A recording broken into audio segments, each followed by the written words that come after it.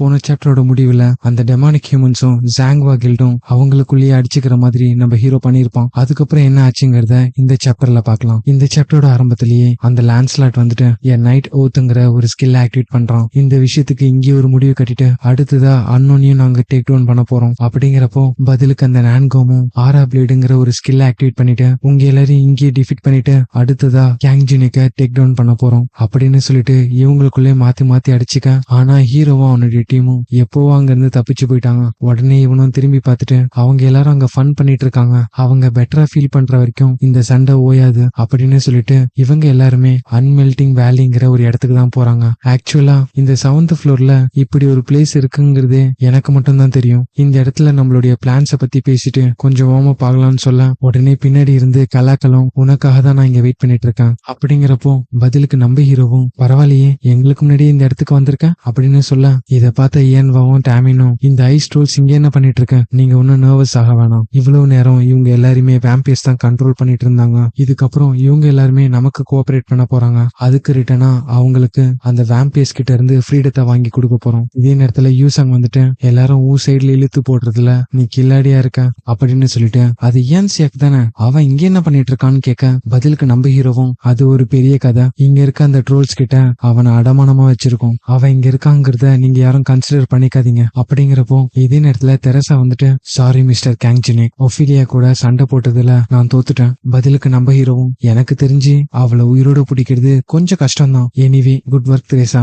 உன்னுடைய பெஸ்ட் நீ கொடுத்திருக்க அப்படிங்கிறப்போ கியான்வாவும் இப்ப நம்ம என்ன பண்ண போறோம்னு கேட்க இந்த டவரை விட்டு வெளியில போறதுக்கு நம்ம எனிமிக்கு தேவைப்படுறது இந்த ஐலாண்ட்ல கிடைக்கக்கூடிய அந்த ஃபீனிக்ஸ் ஃபெதர். தேங்க்ஃபுல்லி இப்ப அந்த லொகேஷனுக்கு ரொம்ப பக்கத்துல தான் நம்ம இருக்கோம். அவங்க இங்க வரத்துக்குள்ள இந்த இடத்துல நம்ம நிறைய ப்ரிப்பரேஷன் பண்ண வேண்டியது இருக்கு. பதிலுக்கு டாமினும் என்ன ப்ரிப்பரேஷன் பண்ணணும்னு கேட்க நம்ம வின் பண்றதுக்கு என்னென்ன பாசிபிலிட்டி இருக்கோ அதுக்கான ப்ரிப்பரேஷனை ரெடி பண்ணணும் அப்படின்னு சொல்லிட்டு அந்த வெட்டரன் கம்பெனில இருக்க 4 மெம்பர்ஸையும் கூப்பிடுறோம். அந்த ஓல்டு மேன், லியூரி, ஹேனா, அப்புறம் கிம். அதுக்கப்புறம் அந்த கலாக்கள் வந்துட்டு எசன்ஸ் ஆஃப் சோலுங்கிற ஒரு கிறிஸ்டல் எடுக்கிறோம். இதுக்குள்ள மானாவை ஸ்டோர் பண்ணி வச்சிருக்கோம். அந்த மைக்கில் எதிர்த்து போராடும் போது இதுக்குள்ள இருக்க அந்த மானாவை வெளியே எடுத்து அடுத்த 2 மணி நேரத்துக்கு நம்மளால யூட்டிலைஸ் பண்ணிக்க முடியும். இந்த ப்ரீஷியஸ் ஐட்டம் ஒன்னும் ஈஸியா கிடைச்சிடல.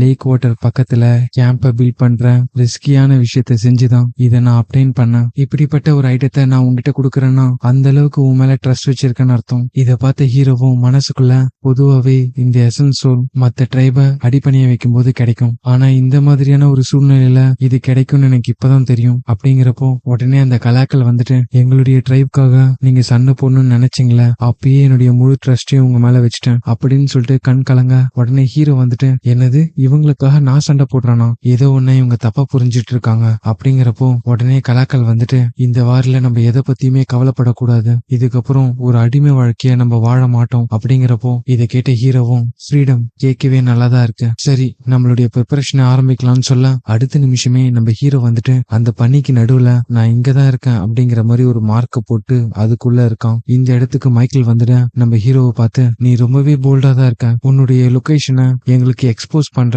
அப்படிங்கிறப்போ இப்பதான் ஒரு விஷயத்த நான் கேள்விப்பட்டேன், டெமானிக் ஹியூமன்ஸ் மத்த ஹியூமன்ஸ் கூட சண்டை போட்டுட்டு இருக்காங்க. அது மட்டும் இல்லாம இப்ப அந்த கலாக்களும் உன்னுடைய டீம்ல ஜாயின் பண்ணிட்டான் போல, நீ ரொம்பவே கிளவர் தான், ஆனா அப்படிப்பட்ட நீ எதுக்கு உன்னுடைய லொகேஷனை எனக்கு எக்ஸ்போஸ் பண்ணன்னு கேட்க இதே நேரத்துல நம்ம ஹீரோவும் அந்த கலாக்கள் கொடுத்த எசன்ஸ் ஆஃப் சோல்குள்ள இருக்க அந்த மானா பவரை யூட்டிலைஸ் பண்ண 113ல இருந்த நம்ம ஹீரோடைய மானா பவர் டெம்பரவரியா இன்க்ரீஸ் ஆகி 320 மாறி நிக்குது. இந்த ஒரு பவரை நம்ம ஹீரோவால அடுத்த 2 மணி நேரத்துக்கு மட்டும்தான் யூட்டிலைஸ் பண்ண முடியும். இதே நேரத்துல அவனும் மனசுக்குள்ள அப்ப நீதான் மைக்கேலா இருக்கணும் அப்படின்னு நினைச்சிட்டு ஐஎஃப் குளூட்டன் ஆக்டிவேட் பண்ண உடனே சிஸ்டம்லயும் உங்க 2 பேருக்கும் இடையிலான அந்த லெவல் டிஃபரன்ஸ் ரொம்ப அதிகமா இருக்கிறதுனால மைக்கேலுடைய அந்த ஸ்டேட்டஸ் விண்டோவை நம்ம ஹீரோவால பார்க்க முடியல. ஈவன் தான் அந்த எசன்ஸ் ஆஃப் சோலை யூட்டிலைஸ் பண்ணிருந்தாலுமே உடனே நம்ம ஹீரோ வந்துட்டு அப்போ நீதான் அந்த மைக்கேலா இருக்கணும், நான் என்ன நினைக்கிறேன்னா நீ அந்த ஃபீனிக்ஸ் ஃபெதரை யூட்டிலைஸ் பண்ணி இந்த டவரை விட்டு வெளியில போக ட்ரை பண்ற. பதிலுக்கு மைக்கேல் வந்துட்டு ஓ நீ அதுக்குள்ள கண்டுபிடிச்சிட்டியா, ரொம்ப இம்ப்ரெசிவா தான் இருக்க, அப்ப எனக்கு தெரிஞ்சு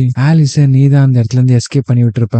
பதிலுக்கு ஹீரோ வந்துட்டு ஆலிஸா, நான் எத்தனை தடவை உங்ககிட்ட சொல்றது, நீங்க யார பத்தி பேசுறீங்கன்னு எனக்கு தெரியல அப்படிங்கிறப்போ மைக்கேல் வந்துட்டு இதுக்கு மேல தெரியாத மாதிரி நடிக்கிறதுல எந்த ஒரு பாயிண்டும் இல்ல, எங்களுக்கு நல்லாவே தெரியும் நீ தான் அந்த ஆலிஸ எஸ்கேப் ஆகுறதுக்கு ஹெல்ப் பண்ணிருக்க, இப்போ அவ எங்க இருக்கா, ஒழுங்கா சொல்லிட்டனா உன்னை இந்த இடத்துல இருந்து உயிரோட விட்டுறான், இல்லனா ஒஃபிலியாக்கு உன்னுடைய பிளட்ட குடிக்கணும்னு ஆசையா இருக்கான். இதை கேட்ட ஹீரோ வந்துட்டு எதுக்காக இந்த வேம்பியர்ஸ் எல்லாருமே அவங்களுடைய லஞ்சா என்ன மாத்திக்க நினைக்கிறாங்க அப்படின்னு நினைச்சிட்டு, இல்ல பரவாயில்ல இருக்கட்டும், எனக்கு ஒரு விஷயம் மட்டும் புரியல, எதுக்காக இந்த டவர் விட்டு வெளியில போகணும்னு நினைக்கிறீங்க அப்படிங்கிறப்போ அந்த மைக்கேல் வந்துட்டு கண்டிப்பா தெரிஞ்சுக்கணுமான்னு கேட்க உடனே ஹீரோக்கு ஏதோ தப்பா தோணுது. அடுத்த நிமிஷமே அந்த இடத்தை சுத்தி பிளட் வே போட்டுங்கிற ஒரு ஸ்கில் ஆக்டிவேட் பண்றான். டெக்னிக்கலி ஹியூமனுடைய பிளட்டை சாக்ரிஃபைஸ் பண்ணும்போது அது ஒரு கிரியேச்சரா ஃபார்ம் ஆகும். இதுதான் கோஸ்ட்லர்னு சொல்லுவோம். இதுங்களை பத்தி நீ என்ன நினைக்கிற? ரொம்பவே கியூட்டா இருக்குதுங்களா? அந்த ஃபீனிக்ஸ் ஃபெதர் இருந்தா மட்டும்தான் இந்த கோஸ்ட்லர்ஸ டவர் விட்டு வெளியில அனுப்ப முடியும். இதன் மூலியமா வெளியில இருக்க ஹியூமன்ஸ் உடைய பிளட்டை கலெக்ட் பண்ணி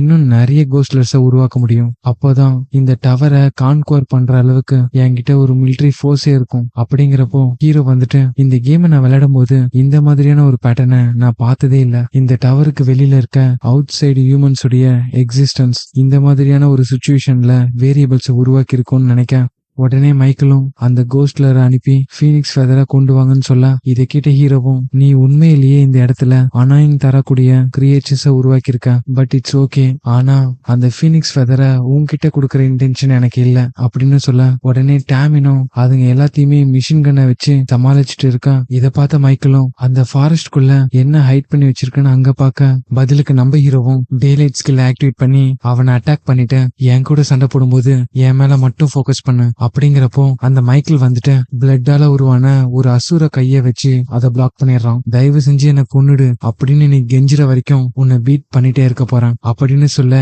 இங்கே இந்த சாப்டர் முடியுது. அடுத்த சாப்டரோட ஆரம்பத்திலேயே நம்ம ஹீரோடைய வெட்டரன் கில்ட ஹேண்டில் பண்ணிட்டு இருக்க கிம் வந்துட்டு வேகமா எங்கேயோ ஓடிட்டு இருக்கான். அது மட்டும் இல்லாம அவனுடைய ஷோல்டர்ல லியூரியும் இருக்கா. ஆக்சுவலா எதுக்காக இவங்க இப்படி ஓடுறாங்கன்னு பாத்தீங்கன்னா அந்த கோஸ்ட்லர் இவங்கள துரத்திட்டு வந்துட்டு இருக்கு. இந்த கிம் கிட்ட இருக்க டெனஷியஸ் மென்டாலிட்டின்னு சொல்லக்கூடிய ஒரு ஸ்கில் ஆக்டிவேட் பண்ணதன் மூலியமா அடுத்த 20 நிமிஷத்துக்கு இவனால டயர்ட் ஆகாம ஓட முடியும். ஒரு கட்டத்துல அந்த கோஸ்ட்லர்ஸ் இவங்களை நெருங்கிட அந்த லியூரி வந்துட்டு அவளுடைய ஸ்கில்ல பயன்படுத்தி அந்த சிலைகளுக்கு உயிர் கொடுத்து கோஸ்ட்லர்ஸ சமாளிச்சுட்டு இருக்கான். இருந்தாலுமே இதுங்களுடைய எண்ணிக்கை அதிகமா இருக்கிறதுனால இவங்களை பின்தொடர்ந்து வந்துட்டே இருக்கு. இந்த விஷயத்த பத்தி சொல்லும் போது இவ்வளவு பிரீஃபா நம்ம கிட்ட நோட்டிஃபை பண்ணல. இதே நேரத்துல வீடியோ கால்ல அங்க எல்லாம் எப்படி போயிட்டு இருக்குன்னு கேட்க அந்த ஃபயரை யூஸ் பண்ற ஓல்டு மேன் வந்துட்டு இந்த மாதிரி நான் சண்டை போட்டு ரொம்ப நாள் ஆச்சு, நான் ரொம்ப இளமையா ஃபீல் பண்றேன் அப்படின்னு சொல்லிட்டு ரொம்ப ஹாப்பியா சண்டை போட்டுட்டு இருக்காரு. உடனே ஹேனா வந்துட்டு அந்த ஓல்டு மேன் நல்லாவே சண்டை போட்டுட்டு இருக்காரு. அவர்கிட்ட இருக்க அந்த ஃபயர் எலமெண்ட்டுக்கு அகைன்ஸ்டா அந்த மான்ஸ்டர்ஸால தாக்கு பிடிக்க முடியல. இருந்தாலுமே எங்களுக்கு 20 மினிட்ஸ் ஆகும்னு சொல்ல இதே நேரத்துல இந்த இயான்வா வந்துட்டு உன்னால இதுக்கு மேல வேகமா போக முடியாதா? ஏன்னா என்னுடைய பவரை வச்சு மட்டுமே இதுங்களை ஹோல்ட் பண்றது ரொம்ப கஷ்டமா இருக்கு. பதிலுக்கு அந்த கிம் வந்துட்டு மிஸ் லியூரி என்னுடைய கால் தடத்தை பயன்படுத்தி இதை டிராப் பண்றதுக்கு டைம் எடுத்துக்க தான் செய்யும், அதனால கொஞ்சம் அட்ஜஸ்ட் பண்ணிக்கோங்க. உடனே அந்த லியூரி வந்துட்டு கேங் ஜினிக் எதுக்காக எப்பயுமே எனக்கு மட்டும் இந்த மாதிரி கஷ்டமான வேலையை கொடுக்குற அப்படின்னு சொல்லிட்டு கத்திட்டு இருக்க. இதே நேரத்துல தெரசா வந்துட்டு அவளுக்கு எதிர்க்க வர மான்ஸ்டர்ஸ் எல்லாத்தையுமே அட்டாக் பண்ணிட்டு இருக்கான். ஒரு கட்டத்துல அதுங்களுடைய எண்ணிக்கை அதிகமாக தெரசா வந்துட்டு சாக்ரெட் எக்ஸ்ப்ளோஷனுங்கிற ஒரு ஸ்கில் ஆக்டிவேட் பண்ணி அங்க இருக்க எல்லா மான்ஸ்டரையும் போட்டு தள்ளிடுறான். அடுத்த நிமிஷமே எல்லாருமே அவங்களுடைய பெஸ்ட் கொடுத்துட்டு இருக்காங்க. இன்கேஸ் இதுல நாங்க தோத்துட்டோம்னா ஒரு அவுட் பிரேக் உருவாகி மான்ஸ்டர்ஸ் எல்லாமே இந்த டவர்ல இருந்து வெளியில போயிடுங்க, அதெல்லாம் நான் பார்த்துட்டு சும்மா இருக்க மாட்டேன்னு சொல்லிட்டு அந்த மான்ஸ்டர்ஸ் அட்டாக் பண்ண ஆரம்பிக்கிறான். இதே நேரத்துல அந்த மைக்கேல் வந்துட்டு ஃபிஸ்ட் ஆஃப் பிளட்னு சொல்லக்கூடிய ஒரு ஸ்கில் ஆக்டிவேட் பண்ணி ஹீரோவை சுத்தி நிறைய ஃபிஸ்ட கொண்டு வந்துட்டு அட்டாக் பண்ண அந்த எல்லா அட்டாக்ல இருந்தும் நம்ம ஹீரோ எஸ்கேப் ஆகி அந்த இடத்துல இருந்து ஜம்ப் பண்ண அடுத்த நிமிஷமே அசுர கைகள் வந்து நம்ம ஹீரோவை கேப்சர் பண்ணிடுதுங்க. பதிலுக்கு நம்ம ஹீரோவும் தெரசா கிட்ட இருந்து காப்பி பண்ண அந்த பிளெஸிங் ஆஃப் ஸ்டார் ஆக்டிவேட் பண்ணி அந்த அசுர கைகளை தகர்த்து எரிஞ்சிட்டு வெளியில வர இதை பார்த்த மைக்கேலும் அப்போ உனக்கு டிவைன் ஸ்கில் யூஸ் பண்ண தெரியுமா, ஆனா இதெல்லாம் பயன்படுத்தி என்ன ஒன்னும் பண்ண முடியாதுன்னு சொல்ல வர அடுத்த நிமிஷமே நம்ம ஹீரோ அவனை அட்டாக் பண்ண வரான். இதை பார்த்த மைக்கேலும் அந்த அட்டாக்ல இருந்து எஸ்கேப் ஆயிட நம்ம ஹீரோடைய ஃபேஸ பார்த்துட்டு உன்னை பார்க்கும்போது நீ நார்மலான ஹியூமனா என் கண்ணுக்கு தெரியல, அந்த அட்டாக் என் மேல படலனாலும் நீ என்னை பார்த்து சிரிச்சிட்டு இருக்க அப்படிங்கிறப்போ அந்த இடத்துக்கு போஷனும் ஒஃபீலியாவும் வராங்க. நீங்க கொடுத்த ப்ரொசீஜரை நாங்க முடிச்சிட்டோம் சார்ன்னு சொல்ல பதிலுக்கு மைக்கேலும் நல்லது, உங்களுடைய ஸ்வாட எடுங்க, இப்ப அவனை நம்ம சேர்ந்து அட்டாக் பண்ண போறோம் அப்படிங்கிறப்போ போஷன் வந்துட்டு நீங்க சொன்ன மாதிரியே செய்யலாம்னு சொல்லிட்டு அட்டாக்கு ரெடி ஆகுறாங்க. இதை பார்த்த ஹீரோவும் ஒருத்தனை எதிர்த்து 3 பேர் வரீங்களா, இது உங்களுக்கே கொஞ்சம் ஓவரா இல்ல அப்படிங்கிறப்போ மைக்கேல் வந்துட்டு உன்னுடைய வாய் தான் அப்படி சொல்லுது, உன்னுடைய ஃபேஸ்ல இருக்க அந்த ஸ்மைல பார்த்தா அப்படி தெரியல, கடைசியா உனக்கு ஒரு சான்ஸ் கொடுக்குறேன், ஆலிஸ் எங்க இருக்கான்னு சொல்லிடு, உன்னை உயிரோட இங்க இருந்து விட்டுறான். பதிலுக்கு நம்ம ஹீரோவும் நான் தான் ஆல்ரெடி சொன்னேன்ல எனக்கு தெரியாதுன்னு, பொய் சொல்லாதுன்னு சொல்லிட்டு மைக்கேல் அந்த அரக்க கைகளை வச்சு நம்ம ஹீரோ பின்னாடி அட்டாக் பண்ண ஸ்வாட வச்சு அதை தடுத்துறான். இதே நேரத்துல போஷன் ஸ்வாட வச்சு ஸ்பீடா அட்டாக் பண்ண ஹீரோ அது எல்லாத்துல இருந்தும் தப்பிக்க ஒழுங்கா சொல்லிடு ஆலிஸ் எங்கன்னு கேட்க இதே நேரத்துல ஒஃபிலியாவும் ஹீரோவை பின்னாடி இருந்து அட்டாக் பண்ண வரா. அதையுமே நம்ம ஹீரோ தடுத்துட்டு நான் தான் ஆல்ரெடி சொல்லிட்டேனே நான் ஒரு இன்னசென்ட், எத்தனை தடவை உங்ககிட்ட சொல்றது எனக்கு தெரியாது அப்படிங்கிறப்போ அந்த மைக்கேல் வந்துட்டு திரும்பவும் அந்த பிளட் ஃபீஸ்ட யூஸ் பண்ணி நம்ம ஹீரோவை அந்த இடத்துல இருந்து அடிச்சு தூக்கி வீசிடுறான். சரி அப்போ உனக்கு தெரியாதுன்னா நீ தெரியும்னு சொல்ற வரைக்கும் உன்னை நான் பீட் பண்ணிட்டே இருப்பேன் அப்படின்னு சொல்லிட்டு அந்த 3 பேருமே சேர்ந்து அட்டாக் பண்ண ஆரம்பிச்சிடுறாங்க. பதிலுக்கு நம்ம ஹீரோவும் அந்த 3 பேருடைய அட்டாக்கையும் டாச் பண்ணிட்டு இருக்கான். இந்த இடத்துல ப்ரிப்பரேஷனோட வந்தது மைக்கேல் அண்ட் டீம் மட்டும் இல்ல, நம்ம ஹீரோவும் அவனுடைய கில்டு மெம்பர்ஸ் கிட்ட ஏதோ டாஸ்க் கொடுத்திருப்பான். அதை தான் அவங்க இவ்வளவு நேரமா பண்ணிட்டு இருக்காங்க. அந்த ப்ரிப்பரேஷன் முடிஞ்சதும் லியூரி வந்துட்டு ஒரு வழியா இது முடிஞ்சிருச்சுன்னு சொல்ல அடுத்த நிமிஷமே இவங்க இருக்க இடத்த சுத்தி ஒரு பர்பிள் லைன் வருது. இதை பார்த்த போஷனும் ஒஃபிலியாவும் இது என்னதுன்னு சொல்லிட்டு பதறிட்டு இருக்க ஆக்சுவலா இது வந்துட்டு ஒரு 4 ஸ்டார் பேரியர். நம்ம ஹீரோ தான் அவனுடைய டீம் கிட்ட சொல்லி இந்த மார்க்கிங்க பண்ண சொல்லிருப்பான். இதை பார்த்த ஒஃபிலியாவும் இவங்களுக்கு எப்படி இவ்வளவு பெரிய பேரியர் போடுறதுக்கான டைம் கிடைச்சிச்சு, என்னால இதை நம்ப முடியல அப்படிங்கிறப்போ உடனே ஹீரோ வந்துட்டு கொஞ்ச நேரத்துக்கு முன்னாடி ஆலிஸ் எங்க இருக்கான்னு கேட்டுட்டு இருந்தீங்களா, ஒருவேளை ஆலிஸ் ரொம்ப மிஸ் பண்ணீங்களோ அப்படின்னு சொல்லிட்டு அவனுடைய மான பவரை அந்த பிரஹாம் ரிங் குள்ள செலுத்த அடுத்த நிமிஷமே ஆலிஸ வெளியில கொண்டு வரான். முன்ன இருந்த மாதிரி சின்ன பொண்ணு மாதிரி கொண்டு வராம அந்த ஃபர்ஸ்ட் ஃப்ளோர்ல எப்படி இருந்தாலோ அந்த உருவத்துல கொண்டு வரான். அது மட்டும் இல்லாம இதுக்கு முன்னாடி ஒரு 4 ஸ்டார் பேரியரை போட்டான்ல, அதுக்கு ரீசன் நம்ம ஆலிஸ் அவளுடைய ஃபுல் பவரை யூஸ் பண்ண கூடாதுன்னு சொல்லிட்டு இந்த டவர் அவளுக்கு சில ரெஸ்ட்ரிக்ஷனை போட்டிருக்கும். இந்த 4 ஸ்டார் பேரியருக்குள்ள அந்த ரெஸ்ட்ரிக்ஷன் ஒர்க் ஆகாது. இதே நேரத்துல ஆலிஸும் கோவத்துல அவளுடைய ஃபுல் பவரை ரிலீஸ் பண்ணிட்டு இருக்கான். இதை பார்த்த போஷனும் ஒஃபிலியாவும் எப்படி இவகிட்ட இன்னும் இவ்வளவு பவர் இருக்கு, இவ்வளவு நாளா அந்த ரூயின்ஸ்ல அடப்பட்டு தானே இருந்தா அப்படிங்கிறப்போ ஆலிஸ் வந்துட்டு அந்த எண்ட்லெஸ் டார்க்னஸ்ல நிறைய நாட்களை இழந்துட்டேன், நீங்க பண்ண எல்லா விஷயத்துக்கும் உங்களை பொறுப்பேற்றுக்க வைப்பேன் அப்படின்னு சொல்ல இங்க இந்த சாப்டர் முடியுது. அடுத்தடுத்த சாப்டர் பார்க்க இந்த வீடியோக்கு ஒரு லைக்கை போட்டு நம்ம சேனலை சப்ஸ்கிரைப் பண்ணிக்கோங்க. அடுத்த சாப்டர்ல உங்களை சந்திக்கிறேன்.